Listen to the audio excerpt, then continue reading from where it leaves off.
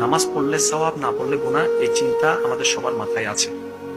শুধু আজকে থেকে একটা চিন্তা অ্যাড করবেন, আমি নামাজটা পড়লে আমার রব খুশি হবে। বাস এই কথাটা মাথায় রাখবেন, আমি নামাজটা পড়তে পারলে আমার রব খুশি হবে, আমি ওযুটা বানালে আমার রব খুশি হবে। আপনি শুধু এই চিন্তাটা একটু মাথায় নেন, এই চিন্তাটা একটু মনে নেন যে আমার রব খুশি হবে, তারপর আপনি নিজেই দেখতে পাবেন ওই কাজের মধ্যে আপনি 1000 গুণ বেশি স্পিড অনুভব করবেন। আপনি যে বলছেন না আমি চাই কিন্তু পারি না, আপনি পারবেন।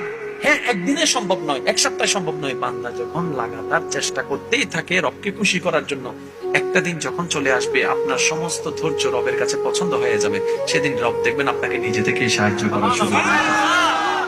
কিন্তু একদিনে হবে, একদিনে হবে, এক সপ্তাহে হবে, চেষ্টা করতে হবে। আজকে থেকে মাথায় কি বসায় রাখবেন, নামাজটা পড়লে আমার রব খুশি হবে।